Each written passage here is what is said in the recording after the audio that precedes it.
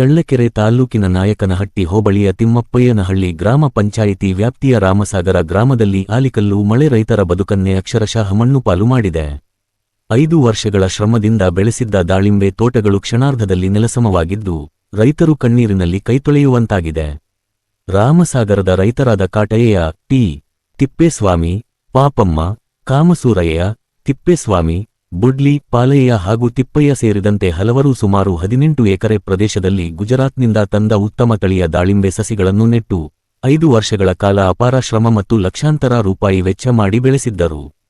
ಹೂ ಬಿಟ್ಟು ಕಾಯಿ ಕಟ್ಟಿ ಕೊಯ್ಲಿಗೆ ಸಿದ್ಧವಾಗಿದ್ದ ಬೆಳೆ ಆಲಿಕಲ್ಲು ಮಳೆಯ ಅಬ್ಬರಕ್ಕೆ ಸಂಪೂರ್ಣ ನಾಶವಾಗಿದೆ.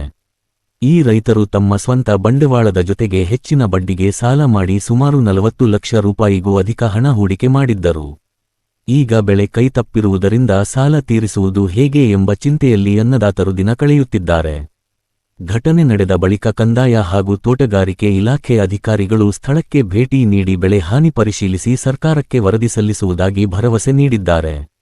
ಆದರೆ ಸರ್ಕಾರದ ಪರಿಹಾರ ಯಾವಾಗ ಸಿಗುತ್ತದೆ, ಸಿಗುವ ಪರಿಹಾರ ನಷ್ಟಕ್ಕೆ ಸಮರ್ಪಕವಾಗಿರುತ್ತದೆಯೇ ಎಂಬ ಆತಂಕ ರೈತರನ್ನು ಕಾಡುತ್ತಿದೆ. ಸರ್ಕಾರ ಕೂಡಲೇ ವಿಶೇಷ ಪರಿಹಾರ ಪ್ಯಾಕೇಜ್ ಘೋಷಿಸಿ ಬೆಳೆ ನಷ್ಟ ಅನುಭವಿಸಿದ ರೈತರಿಗೆ ಸೂಕ್ತ ಪರಿಹಾರ ನೀಡಬೇಕು ಎಂದು ರಾಮಸಾಗರದ ರೈತರು ಮನವಿ ಮಾಡಿದ್ದಾರೆ.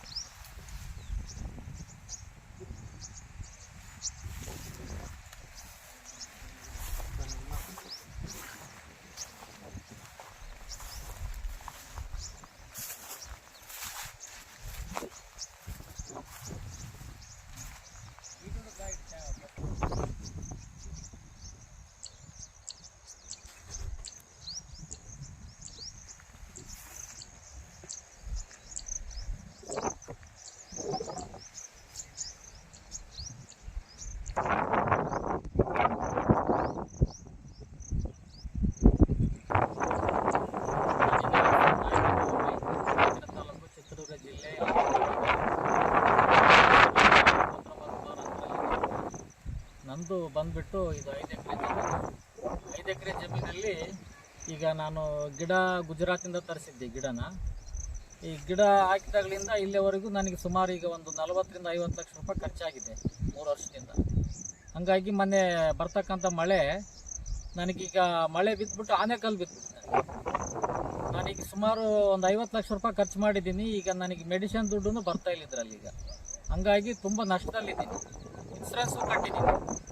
ಆದರೆ ಇನ್ಸೂರೆನ್ಸ್ದವರು ಬಂದಿದ್ರು, ಬಂದು ಎಲ್ಲ ನೋಡಿ ಹೋಗಿದ್ದಾರೆ. ನಮ್ಗೆ ಇನ್ಸೂರೆನ್ಸ್ ಸಮೇತವಾಗಿ ಇನ್ನೂ ಯಾವುದೇ ಏನು ಸ್ಪಂದಿಸಿಲ್ಲ. ನಮ್ಮದು ಆಮೇಲೆ ಅಧಿಕಾರಿಗಳು ಬಂದು ಹೋಗಿದ್ರು ಒಬ್ಬರು. ಅವ್ರು ಬಂದು ಪರಿಹಾರಕ್ಕೆ ನಾವು ಹಾಕಿದ್ದೀವಿ, ಪರಿಹಾರ ಬರುತ್ತೆ ಹಾಗೆ ಹೀಗೆ ನಮ್ಗೆ ಯಾವುದೇ ರೀತಿಯಲ್ಲಿ ಏನೂ ಬಂದಿಲ್ಲ. ಹೀಗಾಗಿ ನಮ್ಗೆ ತುಂಬ ಕಷ್ಟದಲ್ಲಿದ್ದೀವಿ. ಸರ್ಕಾರ ಮತ್ತು ಇದಕ್ಕೆ ಏನಾದರೂ ನಮಗೆ ಪರಿಹಾರದ ಅನುಕೂಲ ಮಾಡಿಕೊಟ್ರೆ ನಮಗೆ ಸ್ವಲ್ಪ ಇದಾಗುತ್ತೆ ಅಂತ, ಮುಂದೆ ನಮ್ಗೆ ದಾರಿ ಮಾಡಿಕೊಟ್ರೆ ನಮಗೆ ಇದಾಗುತ್ತೆ ಅಂತಕ್ಕಂಥ ಸರ್ಕಾರ ನಾನು ಒತ್ತಾಯ ಮಾಡ್ತೀನಿ. ಗಜ್ಗನಹಳ್ಳಿ ಗ್ರಾಮ, ಸರ್ವೆ ನಂಬರ್, ನಂದು ಊರು ರಾಮಸಾಗರ, ನಾನು ವಾಸ ಮಾಡೋದು.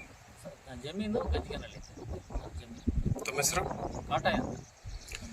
ಸರಿ, ಇದು ಬೆಳೆ ಹಾಕಿದಕ್ಕಿಲ್ಲಿಗೂ ಎಷ್ಟು ಸರಿ ಫಸಲು ಕೈಗೆ ಬಂದಿದೆ, ಎಷ್ಟು ಖರ್ಚಾಗಿದೆ? ಫಸ್ಟ್ನೇ ಬೆಳೆಯಲ್ಲಿ 6 ಲಕ್ಷ ರೂಪಾಯಿ ಆಗಿತ್ತು. ಅವಾಗೇನು ನಾನು ಇನ್ವೆಸ್ಟ್ಮೆಂಟ್ ಮಾಡಿರೋದು ನನಗೆ ಬರಲಿಲ್ಲ. ಮತ್ತು ಸೆಕೆಂಡ್ ಸಾರಿ ಬಿಟ್ಟಿದ್ದೆ. ಅವಾಗ್ಲೂ ಕ್ಲೈಮೇಟ್ ಸರಿಯಾಗಿ ಸಿಗಲಿಲ್ಲ ನನಗೆ. ಅವಾಗ್ಲೂ ಕೈ ಕೊಡ್ತು. ಮತ್ತು ಜನವರಿಗೆ ಹೋದೆ ನಾನು.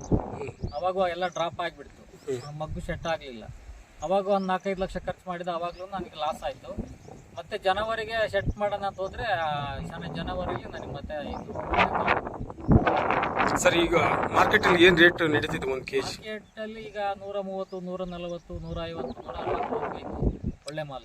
ಸರ್, ಎಷ್ಟು ದಿನ ಆಯ್ತು ಈ ಒಂದು ಆನೆಕಲ್ಲು ಬಿದ್ದು ಈ ಥರ ಬೆಳೆ ಇದಾಗಿ? ಈಗ 1 ತಿಂಗಳು 2 ತಿಂಗಳು ಹತ್ತತ್ರ ಆಗುತ್ತೆ. ಆಗಿನಿಂದ ಏನು ಬೆಳೆ ಇಲ್ಲ? ಏನಿಲ್ಲ. ಈಗ ನಾನು ಲೇಬರ್ಗೂ ಖರ್ಚು ಮಾಡಿರೋದು ಏನೂ ಆಗ್ತಾ ಇಲ್ಲ ನನಗೆ.